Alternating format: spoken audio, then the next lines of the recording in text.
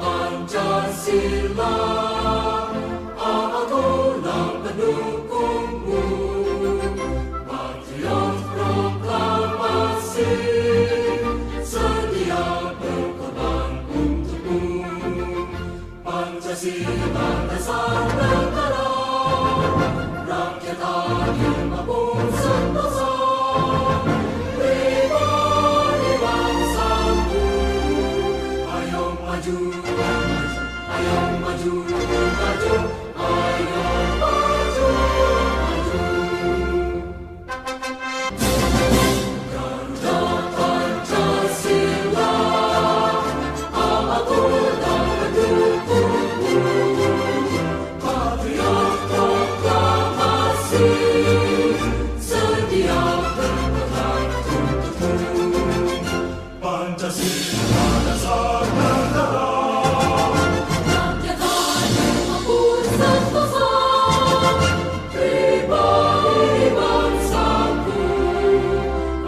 maju, ayo maju, maju, ayo maju, maju.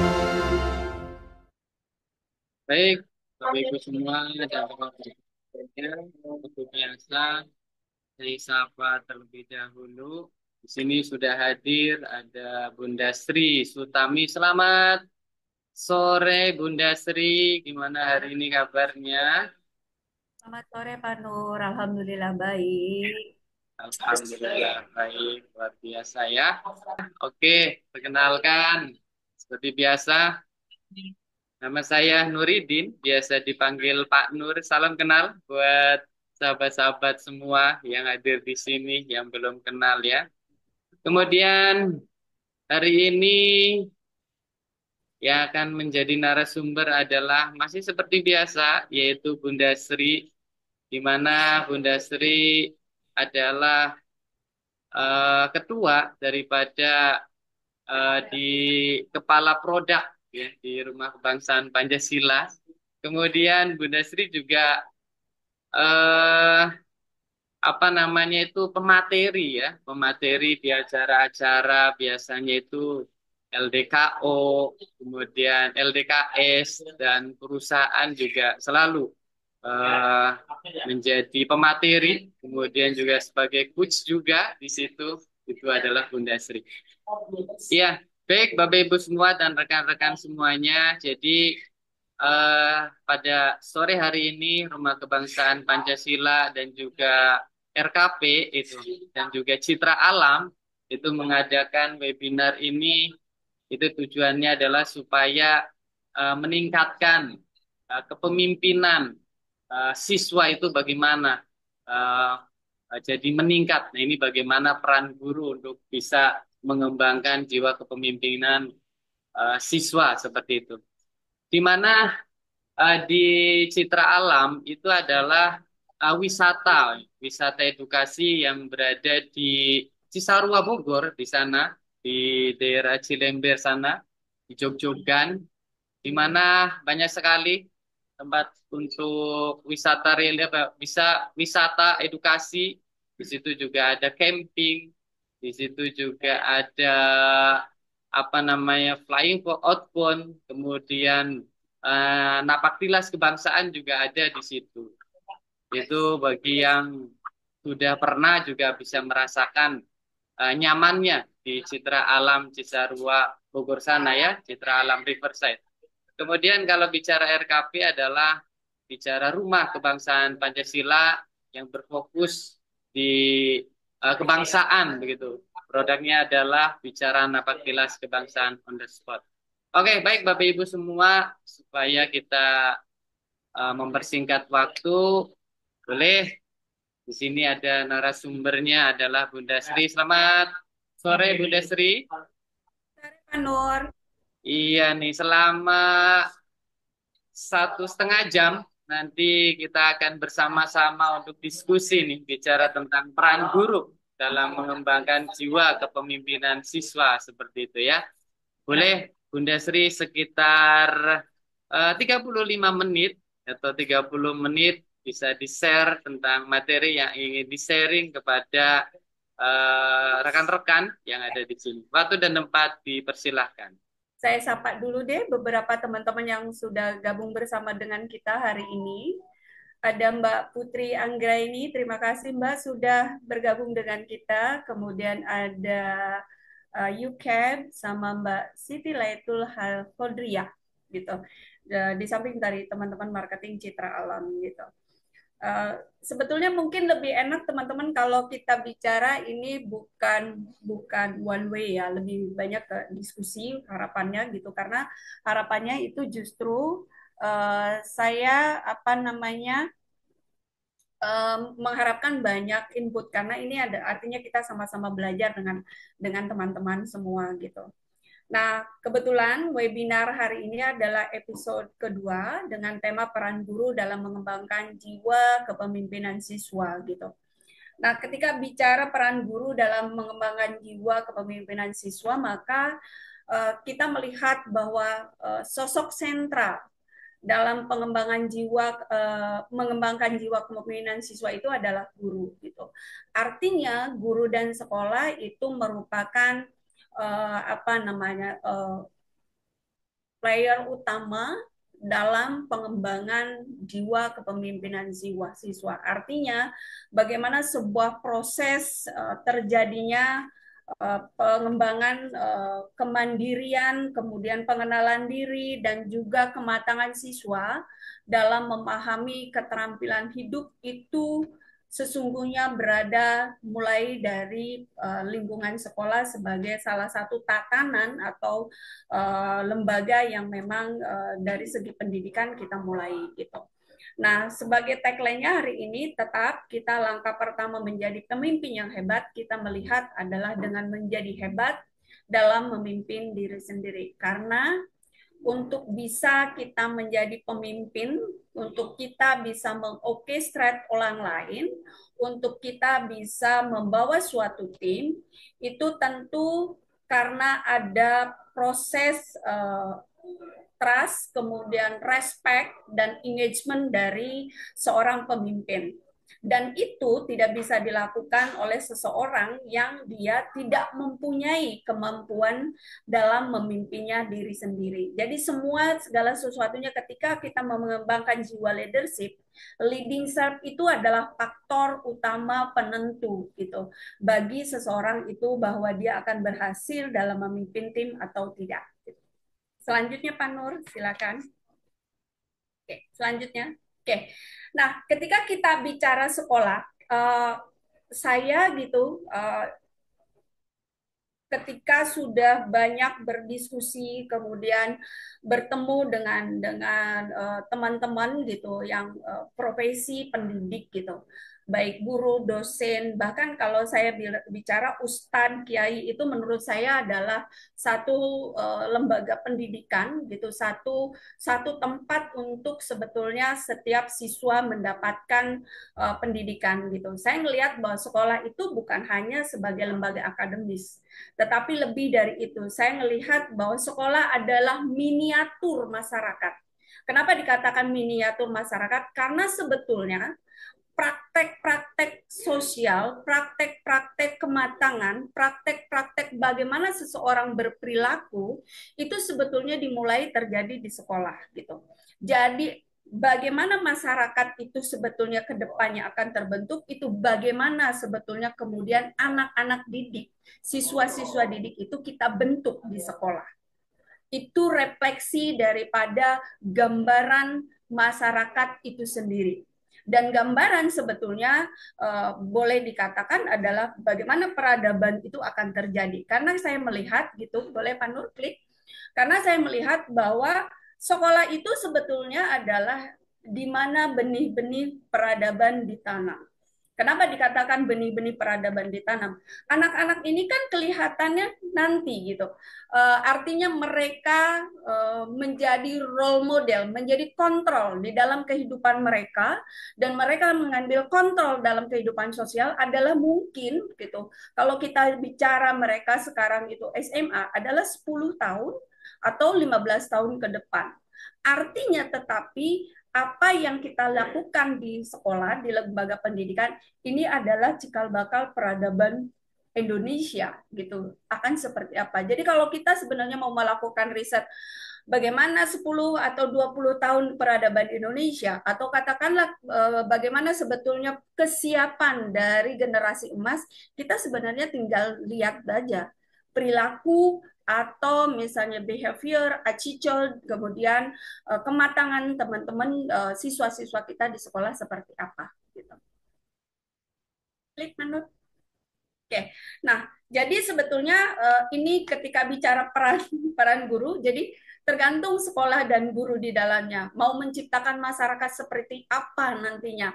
Dan ini juga menurut saya menjadi concern semua sekolah kalau saya lihat, makanya mereka memiliki apa namanya semacam competitive advantage atau value di mana masalah sekolah tuh sekarang udah mulai ke tahap bagaimana mereka memperlihatkan pendidikan karakter itu sebagai prioritas juga, bukan hanya sebagai pendamping atau pelengkap dari memang pengetahuan akademis sendiri, tetapi itu udah bagian dari major yang memang menjadi project di dalam sekolah yang harus mereka selenggarakan. Oke, Pak Nur.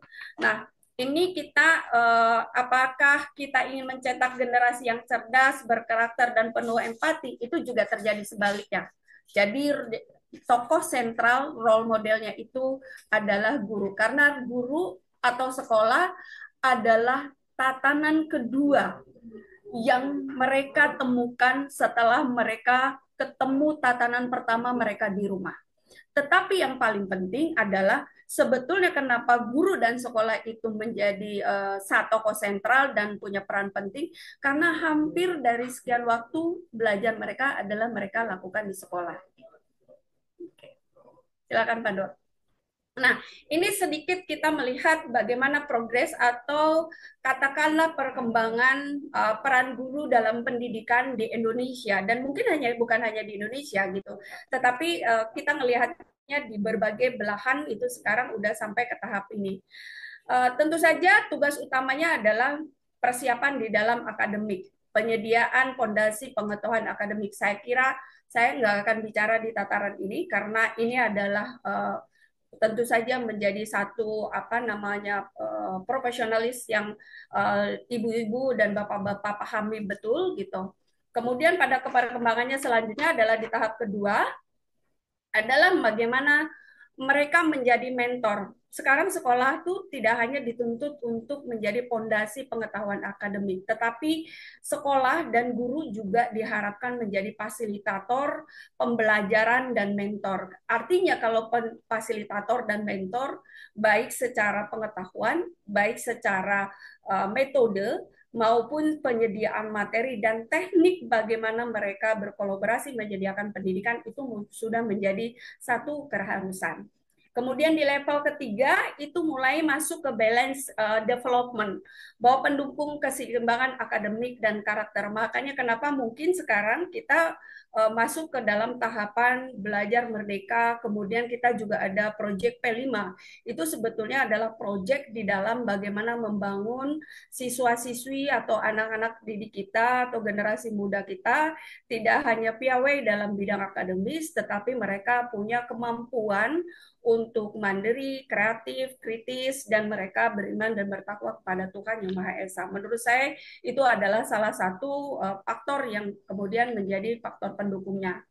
Oke, kemudian yang level tentu pembentukan soft skill dan etika ini juga saya yakin sudah mulai masuk ke sekolah-sekolah dan berbagai sekolah juga sudah melakukan. Yang akhirnya mereka pada sampai titik yang paling atas mungkin ketika kita bicara tentang kepemimpinan siswa adalah pengembangan kepemimpinan karakter. Sehingga kalau saya lihat itu program di sekolah itu sekarang itu kan di dalam proyek P5 termasuk di dalamnya adalah ada pelatihan LDKS. Kemudian kalau di kepramukaan gitu juga saya melihat seperti itu. Nah, ini kan sebetulnya adalah pendekatan-pendekatan yang secara modern barangkali sekarang itu sudah mulai dilakukan gitu di sekolah-sekolah gitu.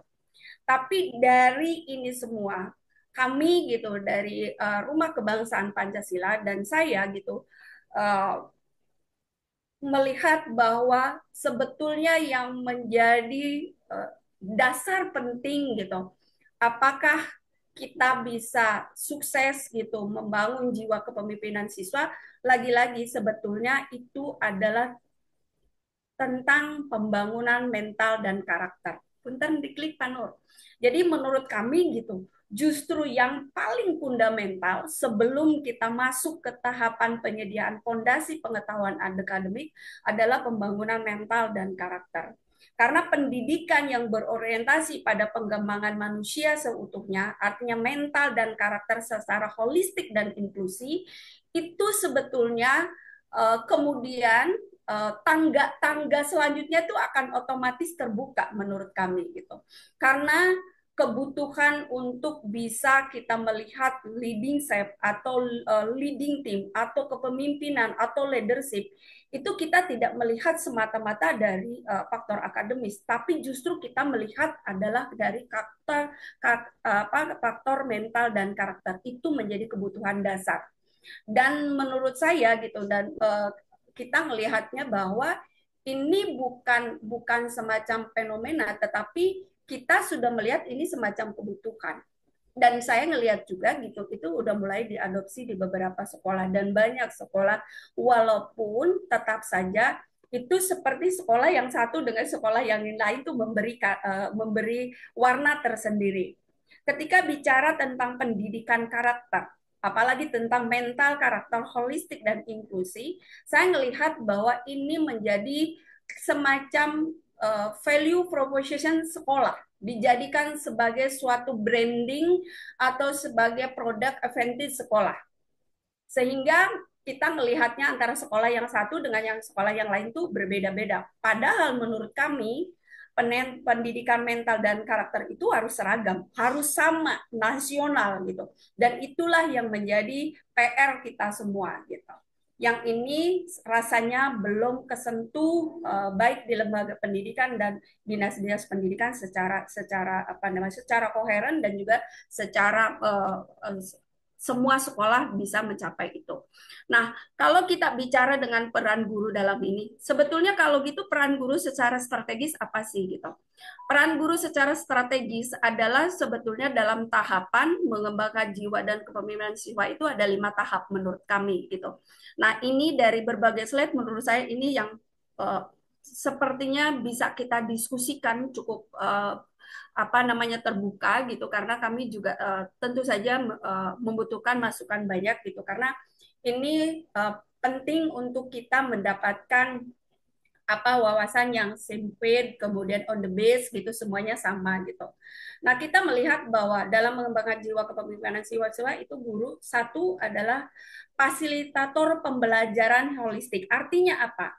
Bahwa guru itu harus menyiapkan, artinya bukan hanya guru, tapi guru dan sekolah harus menyiapkan fasilitas, kemudian metode pembelajaran, kemudian materi-materi pembelajaran tentang kepemimpinan siswa ini. Di mana gitu bisa dipraktekkan? Satu, di dalam praktek pendidikan akademis itu sendiri, kemudian ketika mereka melakukan pembelajaran ekstrakurikuler, kemudian ketika mereka juga melakukan project-project base. Menurut saya itu sesuatu yang memang harus kita lakukan sekarang ini gitu dan itu saya ngelihat juga beberapa sekolah udah berhasil ke dalam hal itu.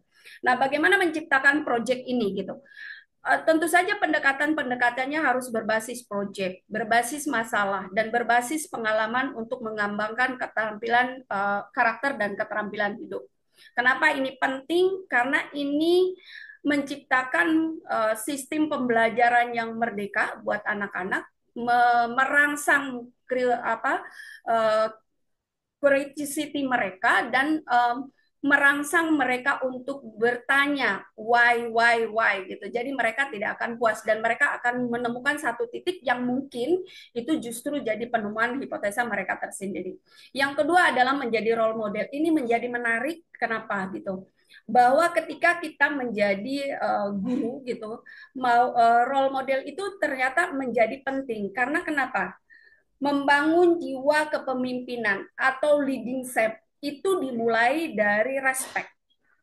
Dan respect itu bisa didapat ketika mereka melihat role model yang tepat untuk mereka bisa meneladani nilai dan karakter yang tepat.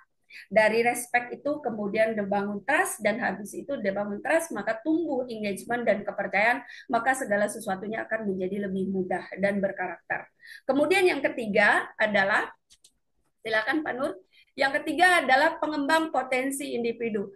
Ketika guru sudah berhasil menjadi fasilitator, menjadi role model, maka tahap berikutnya adalah guru adalah sebagai pengembang potensi individu. Karena dengan dia menjadikan fasilitator dan role model, maka guru akan menemukan bahwa setiap siswa membawa bakat-bakat mereka sendiri-sendiri. Sehingga pada pengembangan pendidikannya itu akan mendekati pada potensi-potensi individu. Dan yang paling penting lagi ketika pengembangan potensi individu itu adalah bagaimana guru juga bisa menjadi motivator dan pembentuk growth mindset, bahwa anak-anak atau siswa sadar betul bahwa mereka adalah orang-orang yang merdeka, tetapi mereka juga di dalam kemerdekaan itu maka otomatis mereka juga orang yang mandiri dan bertanggung jawab.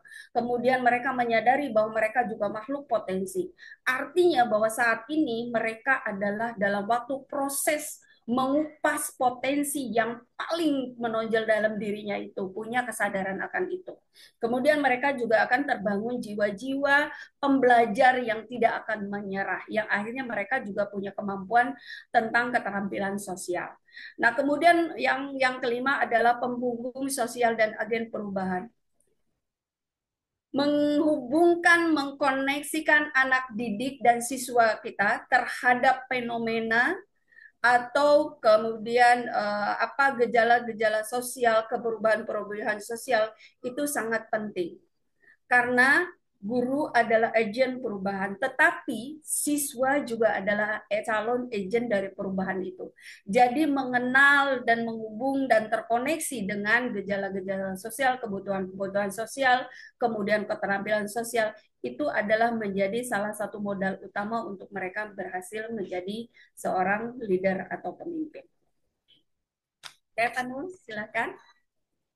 Oke, nah bagaimana membangun engagement proses ini? Nah mungkin ini Ibu Bapak ini semua juga bisa, saya yakin Bapak Ibu sudah memahami semua bahwa tentu saja membangun hubungan gitu, membangun ikatan, bagaimana supaya proses pengembangan kepemimpinan siswa itu bisa bisa bisa bertumbuh dan itu sesuai dengan kesiapan mental dan usia siswa. Tentu saja itu metodenya kita akan sesuaikan dengan level mereka sekolah. Dan itu bisa kita lakukan mulai dari pra SD. Di mana di pra SD ini peran guru membangun engagement proses gitu di dalam leading atau kepemimpinan siswa itu adalah dengan cara mereka uh, apa namanya melakukan atau memberikan keterampilan-keterampilan bagaimana siswa mempunyai kesadaran diri dan kemandirian diri.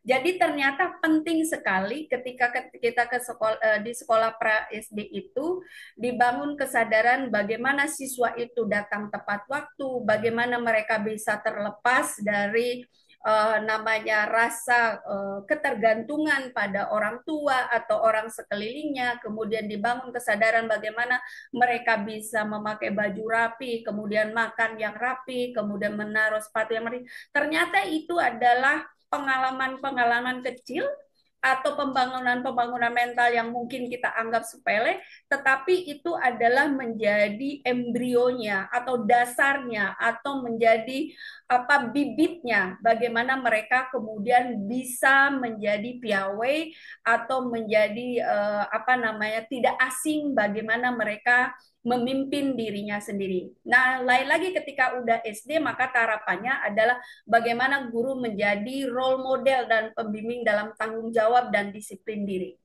Ketika bicara tanggung jawab dan disiplin diri, maka di level SD inilah yang sebetulnya paling fundamental kita terapkan.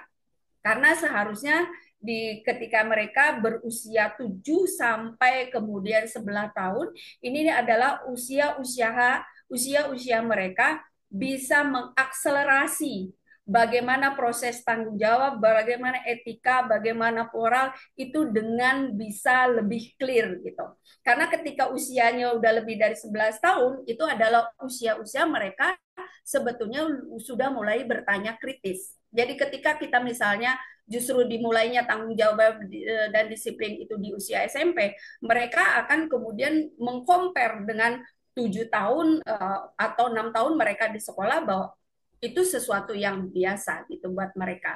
Nah, ketika di SMP, maka kita lihat lagi, kita sudah bicara tentang bagaimana mereka, kita guru menjadi mentor dan pemandu terhadap pengambilan keputusan dan manajemen diri.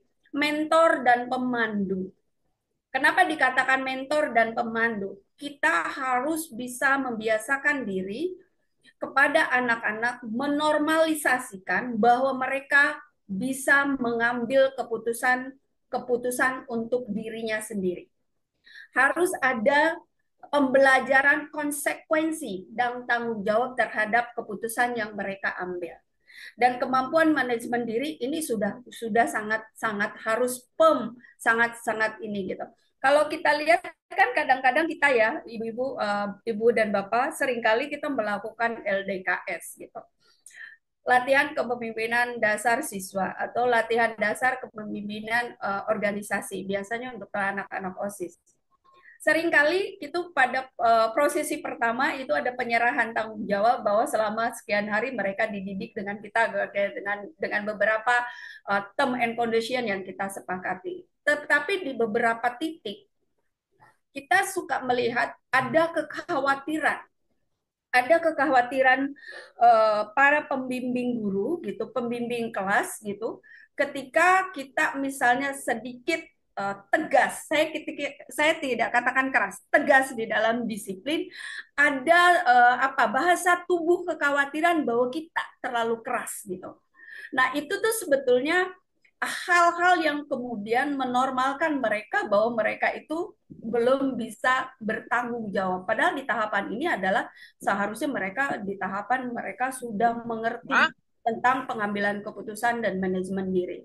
Nah, ini juga barangkali berkaitan dengan fenomena-fenomena sekarang di mana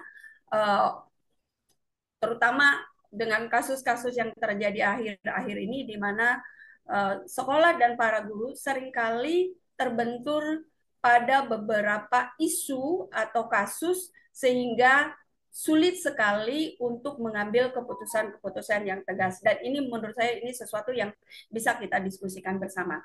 Nah, ketika sudah level SMA, maka ini adalah tahapannya beda lagi. Kepemimpinan diri dan kematangan emosi. Di dalam tahapan ini, maka yang kita ajarkan bagaimana mereka memimpin dirinya untuk menuju kepada kepemimpinan tim, kemudian dibangun tentang pembelajaran kematangan emosi, bagaimana mereka mengontrol emosi, bagaimana mereka punya self-awareness yang bagus, bagaimana mereka punya keterampilan sosial yang bagus, bagaimana mereka memahami empati, dan bagaimana mereka terlibat dalam gerakan-gerakan atau aktivitas grup atau kelompok. Tapi tetap saja proses engagement yang harus dilakukan guru adalah sebatas coach dan pendamping. Tetapi ketika bicara coach dan pendamping, maka ini sudah mulai masuk kepada reward and punishment. Jadi khusus ketika udah SMA sebenarnya punishment itu sudah mulai berlaku. Karena kenapa? Mereka kematangan secara emosi harusnya dan tanggung jawab sudah tumbuh dan sudah bisa selesai. Gitu. Oke, Pak Nur. Nah, itu barangkali Bapak Ibu sebatas prolog kita untuk diskusi kita hari ini. Sangat menyenangkan sekali gitu. Saya memahami sekali bahwa peran guru saat ini mungkin lebih challenging, lebih holistik dan inklusi mungkin dibandingkan dengan guru-guru di zaman-zaman saya dulu gitu. Karena kenapa gitu? Selain tuntutan global, kemudian juga memang apa namanya peradabannya berubah gitu. Kemudian tantangannya juga semakin banyak. Sehingga bagaimana guru bisa bukan hanya sebatas mengakselerasi, tetapi bagaimana masuk ke dalam kehidupan-kehidupan dan juga fenomena-fenomena dan bukan kebutuhan-kebutuhan siswa secara individu gitu. Jadi tidak hanya lagi kita bicara tentang akademis gitu, tetapi bicara tentang bagaimana pembangunan holistik, mental, kemudian karakter, kemampuan diri gitu. Tapi juga secara inklusi. Artinya ketika kita bicara inklusi itu tidak ada lagi pembedaan antara siswa yang satu dengan yang lainnya. Terima kasih. Assalamualaikum warahmatullahi wabarakatuh. Dan ini adalah salah satu yang mungkin kita bisa share untuk menjawab tantangan tentang pembangunan karakter bangsa. Silakan Pak Nur. Siapa kita dan mau kemana kita sebagai sebuah bangsa? Pertanyaan yang penting banget buat kita jawab. Rumah Kebangsaan Pancasila membuat satu program bernama Napak Tilas Kebangsaan on the Spot.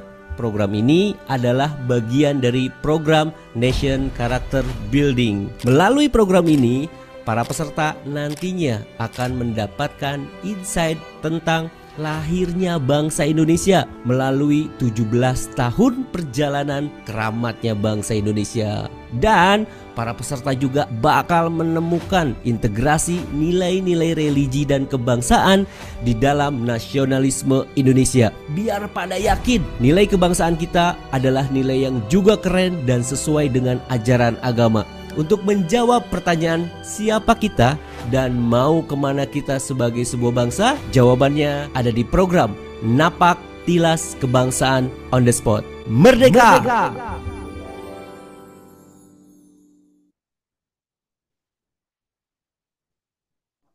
Saya kembalikan kepada Pak Nur. Silakan Pak Nur. Oke, baik. Terima kasih banyak Bunda Sri atas sharingnya yang sudah disampaikan kepada kita semua. Jadi memang benar-benar sentral sekali bicara tentang guru ya. Bahwasanya peran guru dalam mengembangkan jiwa kepemimpinan siswanya. Jadi luar biasa, Bunda Sri sudah memaparkan ada proses-prosesnya dan tahap-tahapnya. Bahkan yang paling mendasar lagi itu bicara tentang bagaimana membentuk karakter atau kepribadian itu yang harus menjadi dasar utamanya. Oke, sesi berikutnya adalah sesi diskusi bagi teman-teman yang hadir di sini. Bagi yang ingin bertanya atau mau mau berdiskusi atau mau sharing juga boleh di sini, boleh di chat di room chat juga boleh atau mungkin bisa langsung open mic juga silahkan. Kita di sini sesinya adalah sesi berdiskusi. Selamat sore Ibu Aura Jihan Fadila. Selamat sore Bapak Ma- dan Ibu Sri Sutami. Maaf Salam hormat saya. Ya, Bapak. ya Mohon Bapak. izin saya menggunakan laptop Aura Jihan Fadilah karena saat ini saya sedang berada di rest area. Begitu diingatkan oleh admin, saya sempatkan diri untuk silaturahmi dengan orang-orang hebat. Oh iya, Bapak, iya, Bapak perkenalkan mungkin dari mana Bapak? Oke, mohon izin dengan saya Moses, saya dari Tangerang. Dan saat ini saya sedang OTW untuk acara ngamen di Puncak. Nanti jadwal saya jam 8 malam. Oke. Ini saya luar biasa ketemu dengan orang-orang hebat gitu ya. Sungguh rasa syukur saya untuk Allah Subhanahu wa taala. Mohon izin Ibu Sri dan rekan-rekan sahabat serta host tentunya pada saat ini kita melihat, mendengar, dan juga mungkin merasakan Mhm.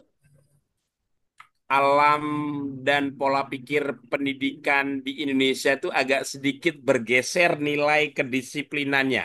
Ya. Oke. Lalu saya juga sebagai orang yang ikut sedikit urun rembuk dengan dunia pendidikan, apa sih tujuan dan manfaat utama dari tema besar sore hari ini Hmm. berkaitan dengan mendisiplinkan siswa, lalu pada saat yang sama kita bertabrakan dengan satu pola pikir dan mindset wali murid yang terkadang kita mendidik terlalu keras. Padahal kata keras itu kan sama dengan artinya mengarahkan siswa agar lebih timbul kesadaran diri untuk meningkatkan kedisiplinan. Kira-kira demikian, Ibu, mohon izin. Ya, baik, Bapak. Oke, mungkin ditanggapi dulu sepertinya Bunda Sri sambil menunggu rekan-rekan untuk sharing. Monggo Bunda Sri. Oke, baik. Tadi dari yang pertama dari Pak Aura Jihan ya Pak Nur. Kemudian ini juga ada di chat itu dari, oh masih Pak Aura juga. Jadi ini yang bertanya orang yang sama di chat Ya sama. Pak Moses ya. Ya Pak Pak Moses. Moses, betul. Ya.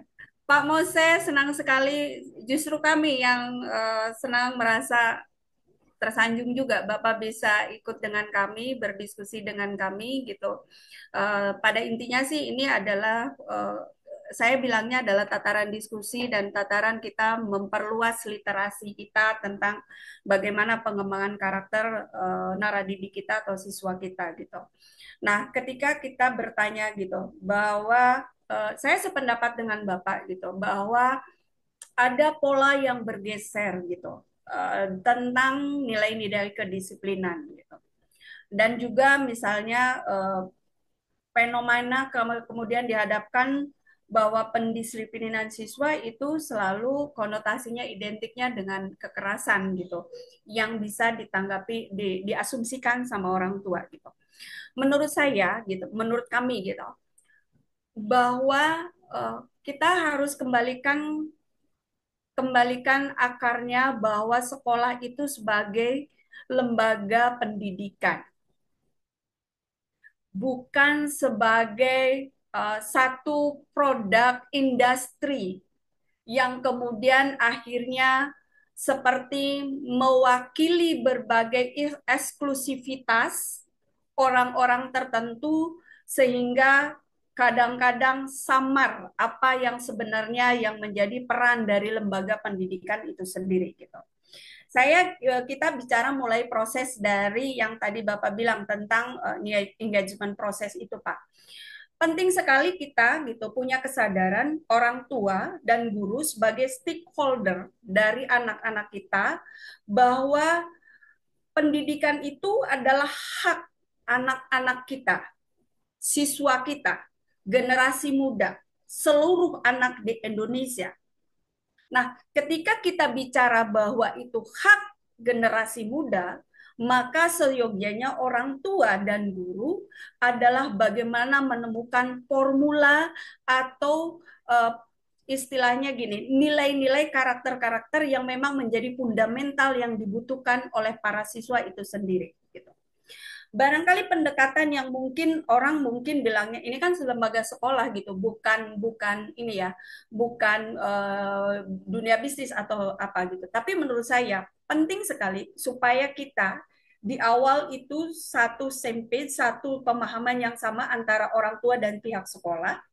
Itu perlu dibangun sebetulnya Pak. Ketika anak sekolah itu PPDB itu bukan hanya melakukan tanda tangan signing tentang administrasi, tentang kemudian pembayaran dan tetek bengek lainnya, tapi yang paling penting menurut saya adalah MOU kesepakatan. Bahwa sekolah punya value, bahwa sekolah punya prinsip-prinsip dasar, bahwa sekolah punya metode-metode tertentu yang harus disepakati dari awal oleh orang tua murid. Jadi ketika mereka mengantarkan anaknya ke sekolah, maka mereka seyogyanya percaya dengan sekolah gitu. Apakah orang tua bisa intervensi? Bukan intervensi kali ya Pak. Saya bilangnya bahwa memang ketika kita bicara pendidikan siswa, antara orang tua guru dan pihak sekolah itu ada kolaborasi gitu. Karena ketika membangun kepemimpinan atau mendidik anak itu adalah sebuah proses, Pak. Sebuah eh, pembibitan, sebuah pembangunan, sebuah pertumbuhan yang sebenarnya tidak bisa dilakukan oleh salah satu pihak. Tetapi saya pernah gitu Pak menemukan satu sekolah itu, jadi ketika kebetulan itu anak saya Pak, ketika saya masuk, justru yang pertama disodorkan itu bukan ini, Pak. Bukan tentang administrasi yang harus saya tandangi, tetapi ini adalah value-value dasar, prinsip-prinsip sekolah, dan ini metode sekolah, prinsip-prinsip, dan ini anak di bakalan ini kita signing. Kemudian untuk semacam reward dan punishment-nya juga itu kita signing, Pak. Kita sepakat gitu.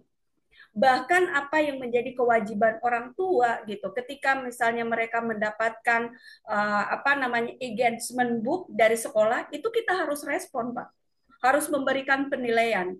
Bahkan aktivitas anak kita ketika melanjutkan proyek-proyek dari sekolah, orang tua sesibuk apapun kita harus membangun proses. Nah, kolaborasi itu yang menurut saya seakan terputus gitu dengan orang tua dan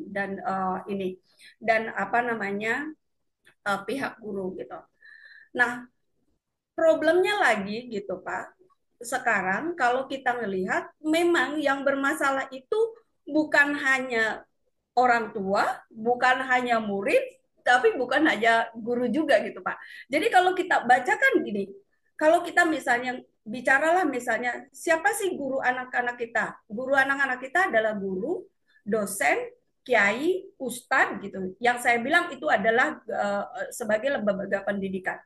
Kita juga dihadapkan kalau misalnya persoalan sekarang, persoalan banyak mereka yang bermasalah. Tetapi lebih banyak lagi guru-guru, ustadz, kiai yang mereka mengorbankan hidupnya, mendedikasikan hidupnya untuk membangun generasi bangsa yang lebih baik. Bagaimana dengan orang tua? Orang tua juga banyak, Pak, gitu. Tapi kan yang sekarang yang ke-expose di media sosial adalah yang buruk-buruknya aja, sehingga itu memperkeruh suasana yang menurut saya ini memang harus ada keterlibatan dari dinas pendidikan, dari misalnya komunitas, dari semua yang hayu lo balikin lagi gitu bahwa sistem pendidikan itu harus berkarakter Indonesia gitu, harus berkarakter Pancasila gitu. Jadi ketika sekarang bicara pendidikan gitu, terutama misalnya kita bicara ini aja Pak, eh, tentang pengetahuan akademis gitu. Itu banyak anak-anak yang punya pengetahuan akademis bagus gitu. Banyak anak-anak juga yang mempunyai potensi-potensi yang non akademis yang kemudian difasilitasi sekolah dan guru-guru.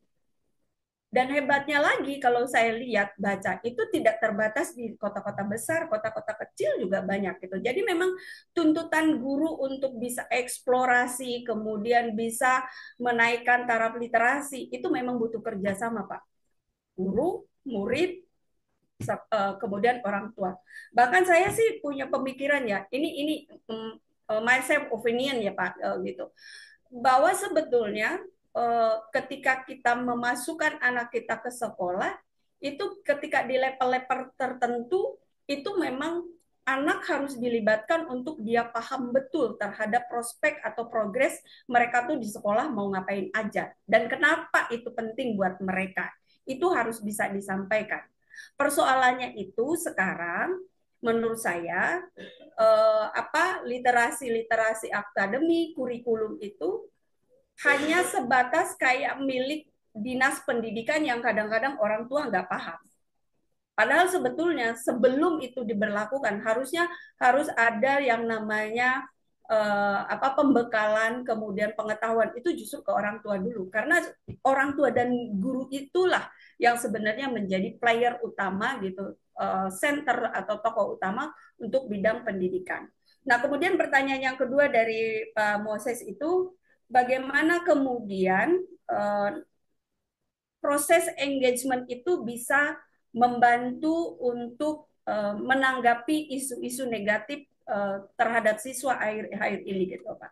Sebetulnya dari proses engagement itu yang kita lakukan mulai dari level pra SD itu sebenarnya satu membantu bahwa ada keterfokusan, Pak, bahwa kita harus memberikan pendidikan atau terutama pendidikan karakter itu harus sesuai dengan apa namanya, kemampuan mental dan penangkapan anak-anak sesuai dengan usia. Nah, itu yang paling penting. Yang kenapa itu menjadi penting. Dan itu juga artinya itu membantu guru juga untuk fokus dan sekolah gini. Oke, berarti yang menjadi key factor atau KPM mereka adalah dalam hal apa gitu. Sehingga tidak semua kemudian seperti ujug-ujug dijebloskan dalam satu level tertentu. Karena kenapa? Usia itu kan sangat mempengaruhi tentang daya serap ya, Pak, terutama dalam keterampilan hidup dan keterampilan sosial gitu. Jadi kenapa harus dibuat per level itu gitu.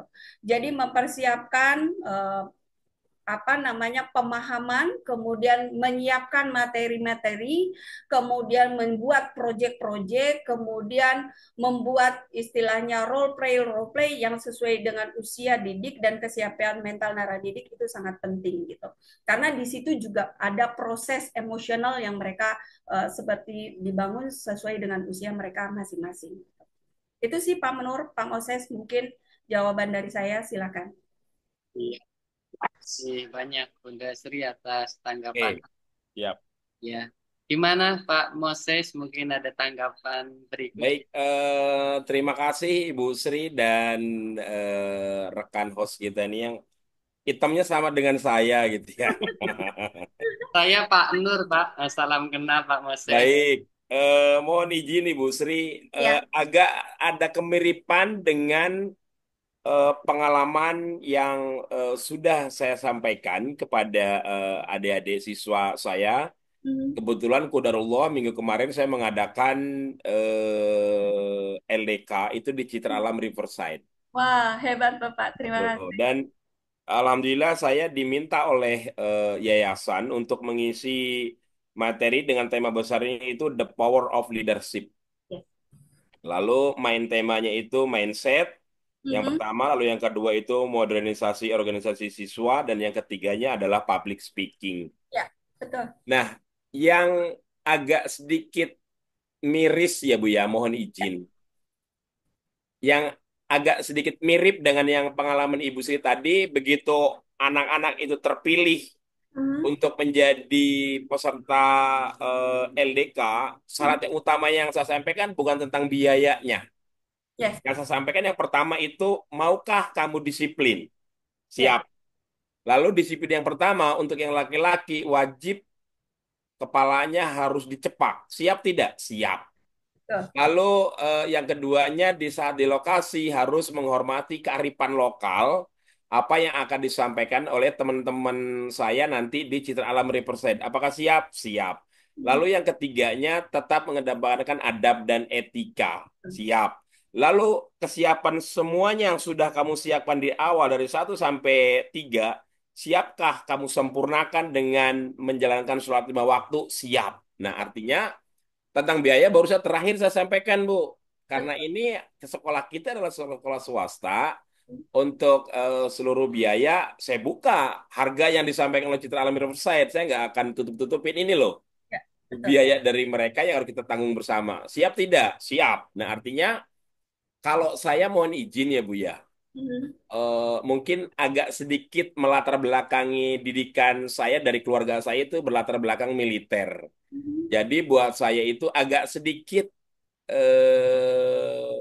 memaksakan kehendak bahwa Ya. kalian terus disiplin. Kalau tidak disiplin hari ini, kalian akan menyesal di kelak kemudian hari. Ya. Nah, lalu dari situ ada yang merespon. Ini salah satu siswa.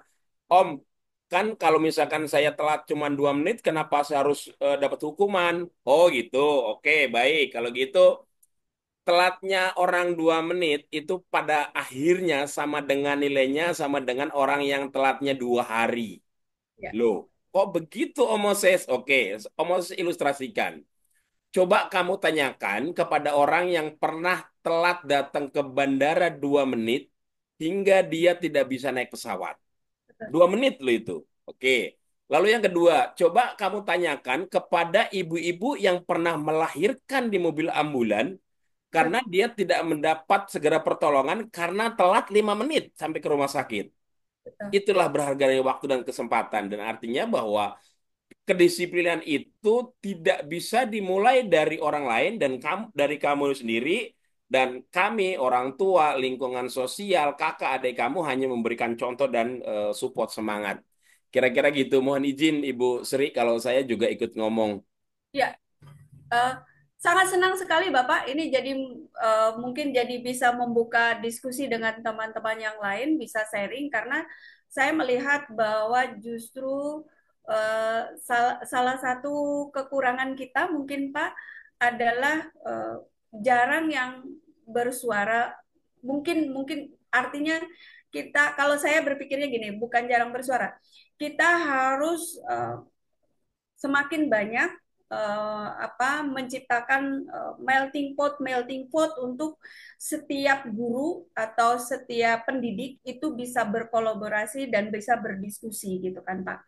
Karena menurut kami gitu yang di apa namanya menjadi tanggung jawab guru itu besar sekali karena mereka bukan bukan apa ya melatih skill ya Pak, tapi yang lebih penting itu adalah melatih bagaimana soft skill sehingga mereka nanti kan Pak, nanti itu mereka bisa bisa berhasil dalam hidupnya gitu, bisa mandiri gitu.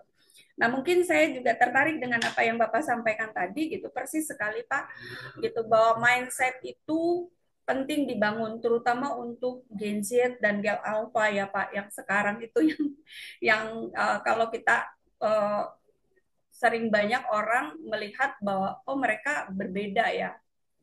Saya termasuk orang yang nggak menolak itu Pak, karena menurut saya Gen Z sekarang dan Gen Alpha sekarang itu adalah sebuah produk yang diciptakan oleh kita, orang tua, lembaga, dan juga negara. Gitu. Karena mereka baru istilahnya baru belum jadi gitu. Jadi ketika mereka saat ini seperti itu yang kita bayangkan itu berarti ada salah di kitanya gitu. Saya lebih lebih ngelihatnya ke root case-nya itu. Kemudian yang kedua ketika bicara mindset, saya setuju Pak bahwa harus ditanamkan sekali bahwa anak-anak kita terutama sekarang itu kemampuan mereka untuk menyadari bahwa setiap manusia itu dikaruniai fitrahnya sama Tuhan tentang growth mindset gitu. Karena kadang-kadang itu apa ya, growth mindset itu atau mindset itu kan bisa terbentuk karena mereka menyadari atau memahami prinsip-prinsip nilai-nilai yang ada di dalam hidupnya yang kemudian itu menjadi behavior atau attitude mereka, praktek mereka sekali-kali sehari-hari. Jadi itu tergantung sebetulnya bagaimana growth mindset itu bisa terbentuk dari apa yang mereka baca, dari apa yang mereka tonton, dari apa yang mereka sering dengar, dari apa yang sering mereka praktekkan. Nah, kalau misalnya ternyata anak-anak kita gitu ternyata informasi tontonan yang mereka baca itu lebih didominasi dengan berita-berita yang mereka dengan sangat plenty dapatkan di media sosial dan di dunia digital tanpa saringan karena tentu saja anak-anak belum mempunyai kemampuan yang cukup untuk bisa mensaring dan memilah mana berita yang atau informasi yang baik dengan mereka itu memang menjadi masalah gitu. Jadi penting sekali memang dibangun kesadaran satu bahwa memang kita manusia, anak-anak terutama dibangun bahwa mereka adalah makhluk merdeka. Itu harus diberikan pemahaman itu. Makhluk merdeka artinya mereka bahwa apa yang terjadi mereka hari ini nanti itu berdasarkan keputusan-keputusan yang mereka ambil hari ini. Berdasarkan apa yang mereka lakukan hari ini yang kemudian akan terrefleksikan dalam nanti merekanya seperti apa. Jadi ketika bicara tentang makhluk merdeka, maka itu sekaligus mereka menjadi makhluk yang tanggung jawab dan mandiri sebenarnya. Dan harus disadarkan juga Pak, mungkin dengan fenomena sekarang gitu banyak juga saya justru melihatnya gini.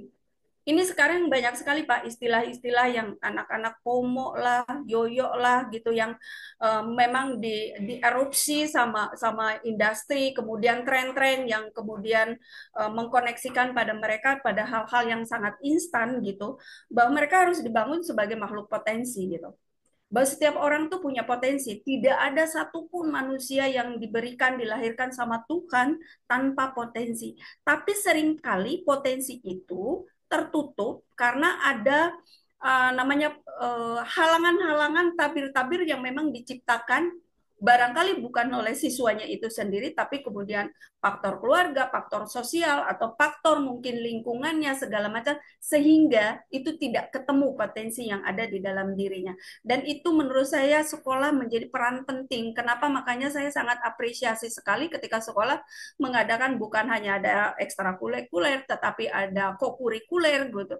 Itu adalah satu pengembangan menurut saya yang sangat luar biasa untuk kita menemukan potensi-potensi di dalam diri anak-anak. Kemudian mereka juga harus dibangun bahwa ini mereka proses belajar gitu.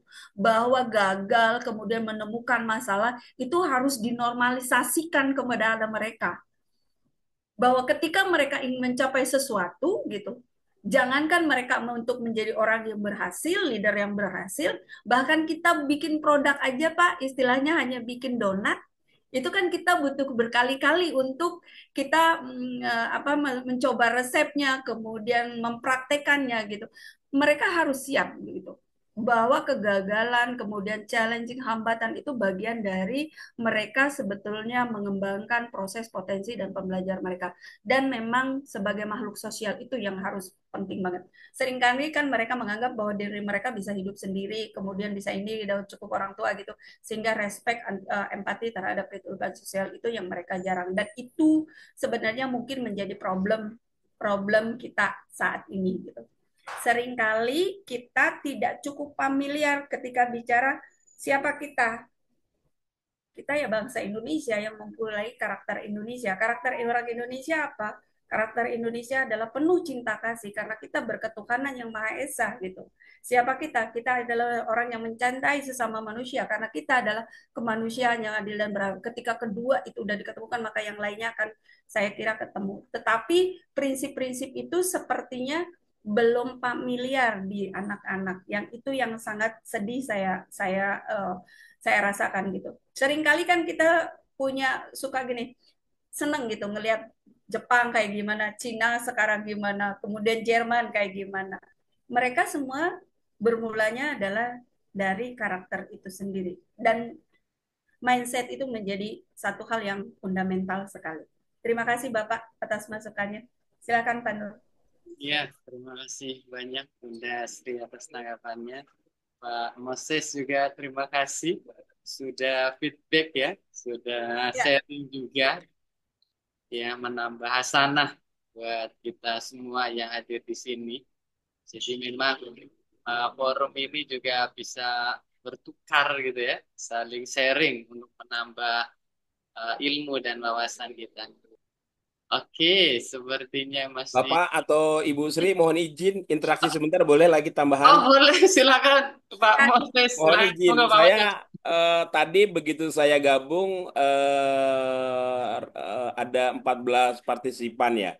ya, Saat ini sudah keluar dua, berarti tinggal 12, ya. kira-kira gitu. Dan saya tertarik sekali dengan apa yang dilakukan oleh RKP dan juga narasumber kita sore ini. Dan qadarullah Bu, jika diizinkan, ini jika diizinkan tentunya ya. Saya memiliki member komunitas saya namanya Camping Adventure Family Indonesia yang Hmm. tersebar di seluruh Indonesia. Saat ini hari ini barusan saya cek itu ada member saya itu ada 148.000 di Camping Adventure Family Indonesia. Di FB-nya itu ada 148.000. Hmm. Oke. Lalu follower saya pribadi itu di TikTok itu ada 128.000. Wow. Nah, follower saya itu Jamparing Adventure di Ya, TikTok. ya. Nah, yang ingin saya sampaikan adalah boleh tidak link untuk media pembelajaran ini saya posting di FB CAF Indonesia dan atau di TikTok pribadi saya. Oke. Demikian, monggo. Oke, Bapak tentu saja boleh dan mungkin habis ini nanti kita ini apakah mungkin di sini ada Mas Sarif. Ini Iya, yang boleh katanya. yang Ah, boleh mungkin tekniknya seperti apa bisa ini Pak. Sangat senang sekali Bapak. Terima kasih. Sangat boleh Bapak. Oke, boleh. Baik, terima kasih Ibu Sri dan Bapak. Monggo Ya, punten lanjut. ya. Bapak mungkin nanti kita habis ini juga bisa ngobrol lagi dengan Bapak setelah selesai ya. Ya. siap. Terima kasih banyak Pak Moses. Luar biasa. Sepertinya ada iklan yang mau lewat dulu Bunda Sri ya, di mana iklan di sini bicara tentang program daripada Citra Alam dan juga Rumah Kebangsaan Pancasila, di mana programnya adalah program Nation Character Building begitu. Bagaimana membentuk karakter dan kepribadian bangsa Indonesia. Di situ ada pertanyaan, kenapa sih kita harus mengikuti napak tilas kebangsaan on the spot gitu? Program kita adalah napak tilas kebangsaan on the spot. Karena supaya kita tahu sejarahnya bangsa Indonesia. Supaya kita tahu jati dirinya bangsa Indonesia. Supaya kita tahu cita-cita bangsa Indonesia. Dan juga kita tahu siapa kita dan mau kemana kita sebagai sebuah bangsa seperti itu. Ada dua sesi. Sesi yang pertama adalah sesi kita akan memahami 17 tahun perjalanan keramatnya bangsa Indonesia. Titik yang akan kita kunjungi adalah Museum Sumpah Pemuda dan juga Tugu Proklamasi atau Tugu Petir. Kemudian titik atau sesi yang kedua, kita akan memahami antara integrasi atau hubungan antara nilai-nilai religi dan kebangsaan Indonesia. Kita akan berkunjung ke Gereja Katedral, Masjid Istiqlal, dan juga Monumen Nasional. Berikut adalah cuplikan untuk napak tilas kebangsaan on the spot.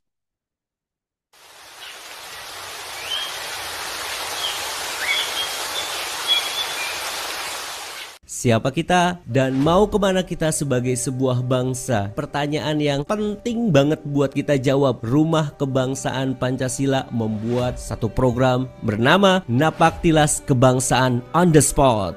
Program ini adalah bagian dari program Nation Character Building. Melalui program ini, para peserta nantinya akan mendapatkan insight tentang lahirnya bangsa Indonesia melalui 17 tahun perjalanan keramatnya bangsa Indonesia. Dan para peserta juga bakal menemukan integrasi nilai-nilai religi dan kebangsaan di dalam nasionalisme Indonesia. Biar pada yakin bahwa nilai-nilai kebangsaan kita tidak bertentangan dengan ajaran agama manapun. Untuk menjawab pertanyaan siapa kita dan mau kemana kita sebagai sebuah bangsa, jawabannya ada di program Napak Tilas Kebangsaan on the Spot. Merdeka!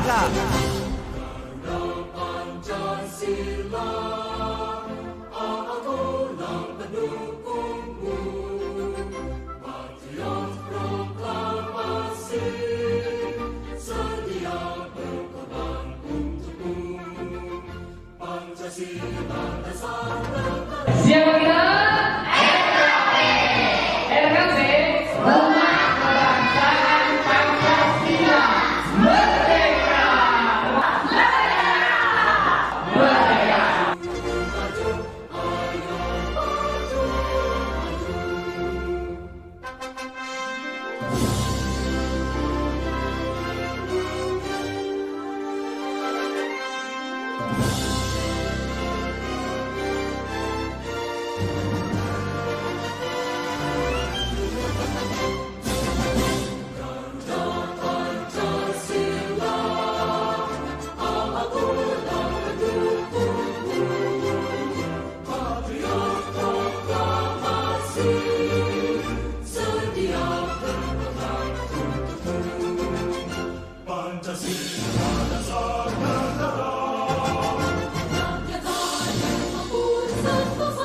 Benar-benar ilmu yang fresh menurut saya. Ini sebuah pengalaman yang luar biasa.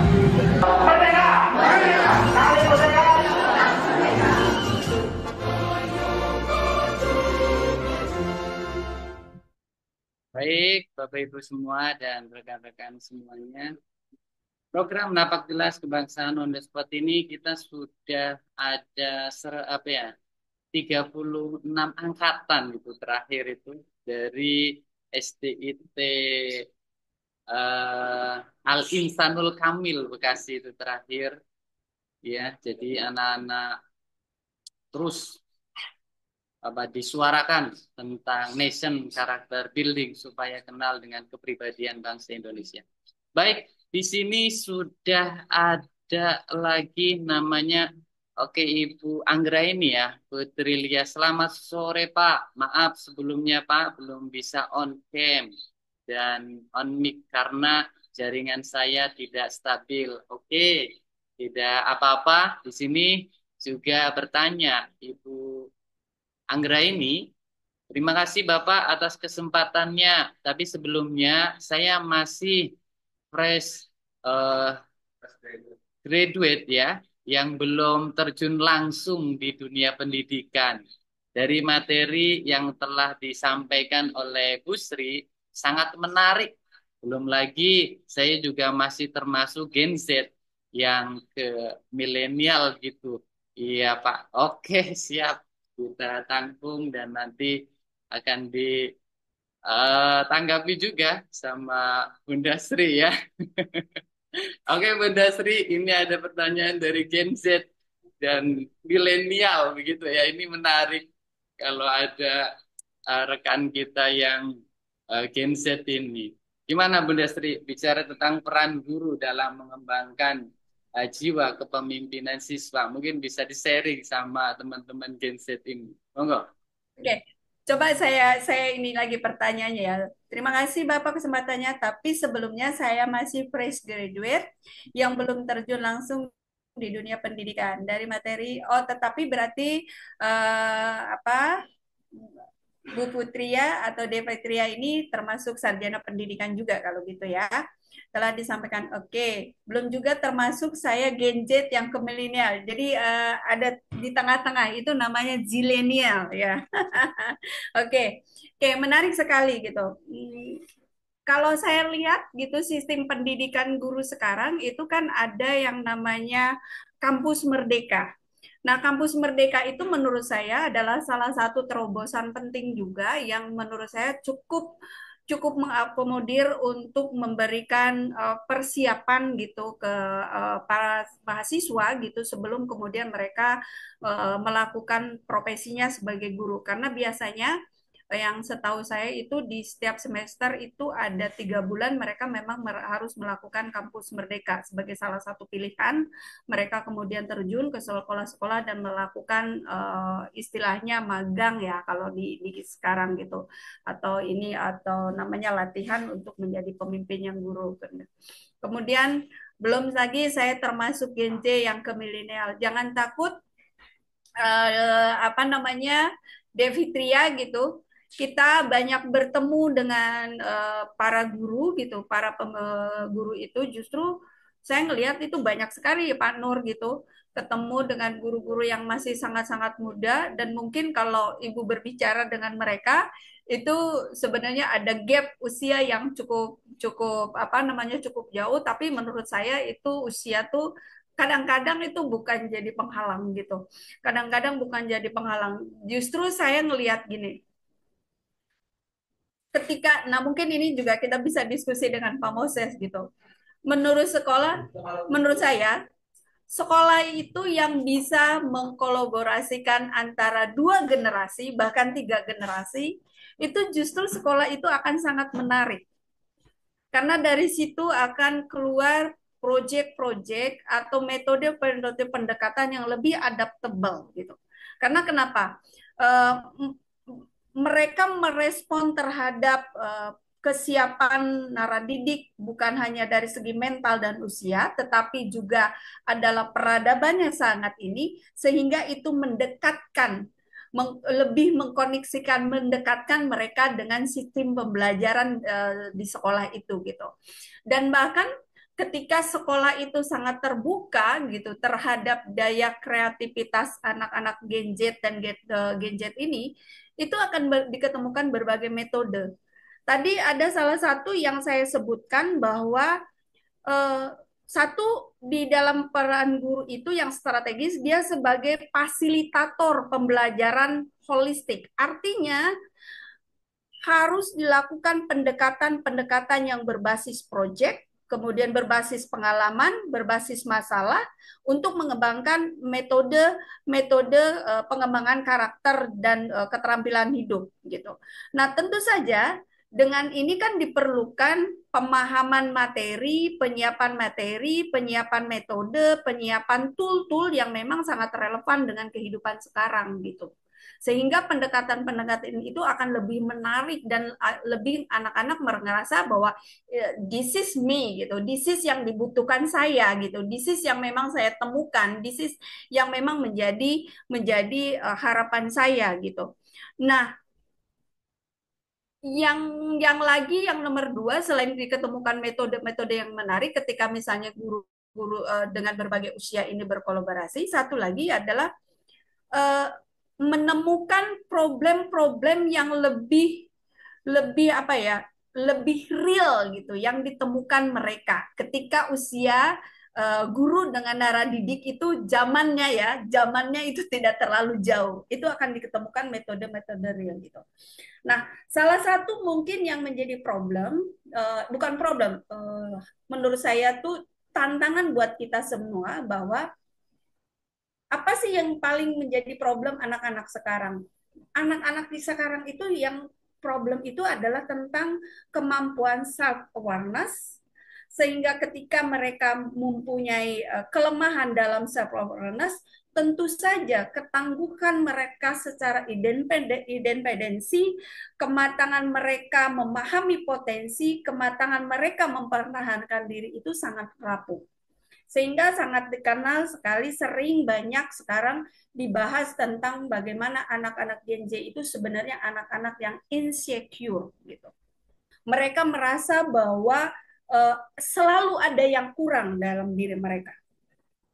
Itu menurut saya salah satu tantangan karena titik ruang temu itu mereka sangat terbatas sekarang gitu. Tatap muka offline itu sangat terbatas. Mereka disuguhkan dengan dunia gadget dan mereka sangat-sangat percaya yang namanya dengan AI, dengan ChatGPT segala macam, sehingga ketika misalnya guru gitu hanya membunyikan apa yang mereka sudah baca, sudah dengar, sudah ini di Google dan mereka merasa Google lebih canggih gitu, memang itu menjadi satu problem gitu.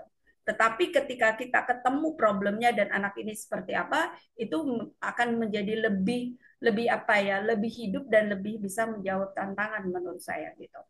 Nah, kenapa anak-anak itu sekarang banyak yang insecure gitu? Karena sekarang seringkali yang menjadi referensi mereka mengambil keputusan atau referensi tentang standar hidup, referensi standar pendidikan, referensi tentang lifestyle itu bukan lagi kadang-kadang bukan gurunya, bukan orang tuanya, tetapi peer group-nya. Dan itu memang saya dengan berani katakan itu memang karena didorong industri.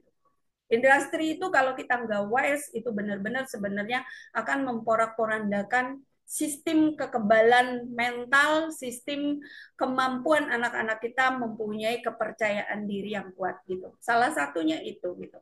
Mereka insecure tetapi mereka sebenarnya rapuh banget, tapi mereka sebenarnya sangat-sangat kreatif dan mereka multitasking, tetapi memang wisdomnya itu ya tugas kita yang di atasnya itu yang membangun, karena karakter itu nggak bisa dibangun lewat digital, nggak bisa dibangun lewat teknologi, hanya bisa dibangun oleh kedekatan, kemudian kolaborasi dan engagement antara manusia yang satu dengan manusia yang lainnya, dia terlibat dan terkoneksi dengan kehidupan sosial yang lainnya. Menurut saya itu sih gitu, dan saya yakin Devitria justru ini menjadi satu tantangan yang menarik gitu karena usianya pas gitu. Usia Devitria sekarang gadget, dari bagaimana mempersiapkan generasi muda untuk di tahun emas gitu. Itu ininya lebih ketemu gitu. titik poinnya gitu, apa yang dirasakan kendala oleh Depitria dijadikan salah satu project base untuk bisa membuat apa project-project lain atau pendekatan-pendekatan yang lain yang justru lebih lebih komprehensif gitu. Itu sih Pak Nur dan Depitria. Siap. Semoga bisa eh, menambah wawasan ya buat kakak ini ya, kakak Anggra ini, Betrilia ya. Jadi tambah lebih paham lagi. Semoga terjawab apa yang tadi dipertanyakan.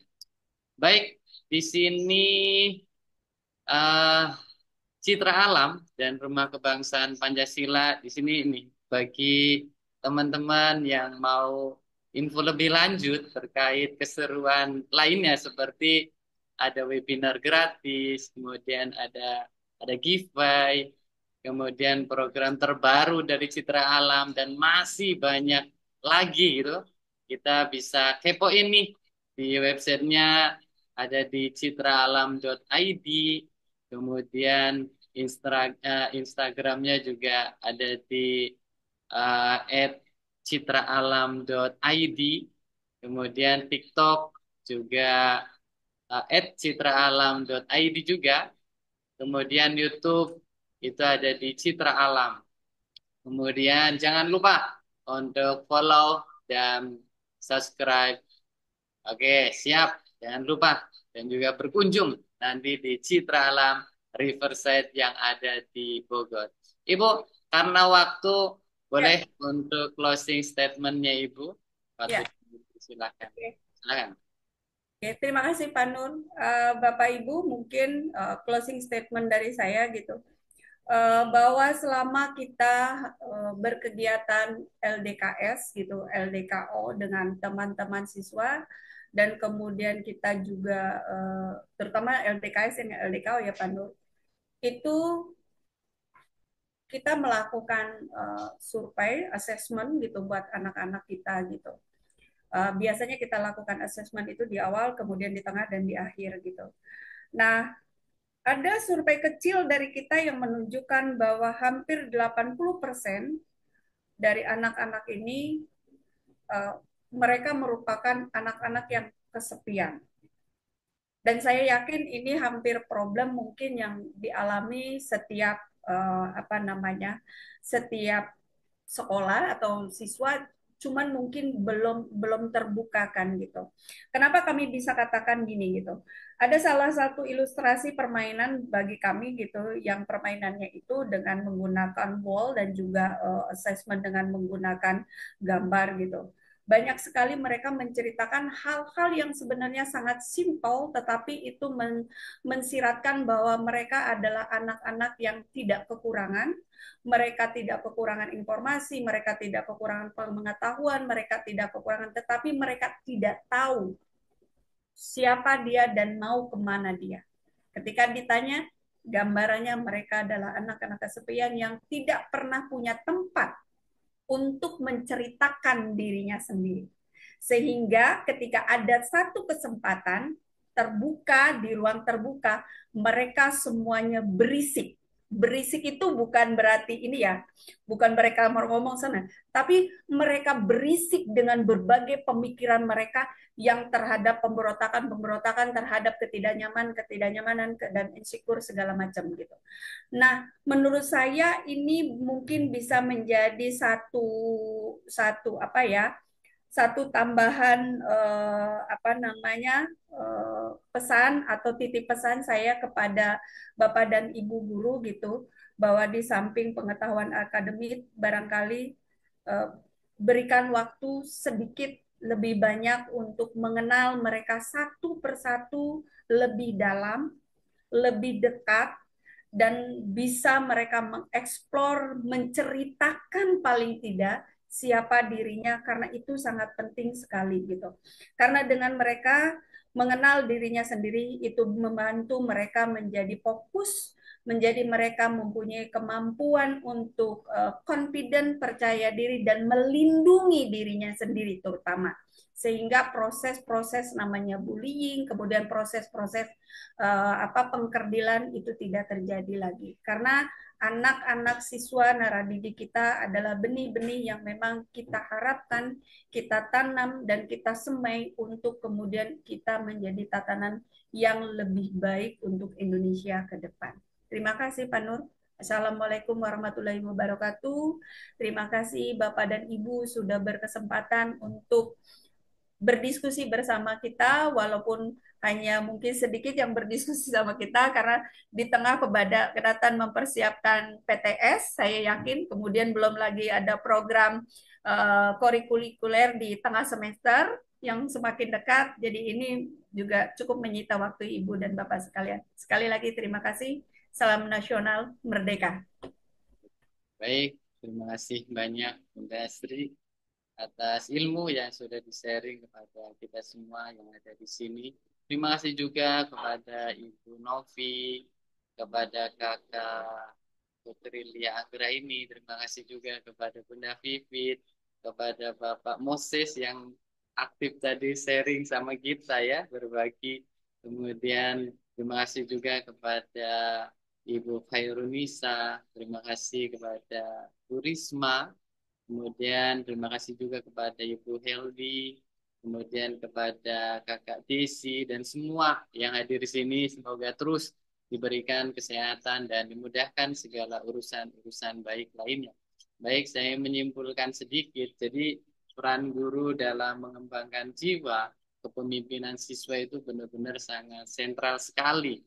Titiknya adalah harus bisa ada hubungan emosional yang dekat, ada kedekatan seorang guru dengan siswanya, kemudian harus ada komunikasi yang baik kepada wali muridnya, nantinya untuk kepentingan kita bersama. Baik, Bapak Ibu semua dan rekan-rekan semuanya, untuk mengakhiri, mari kita sama-sama untuk menyanyikan lagu Bagimu Negeri.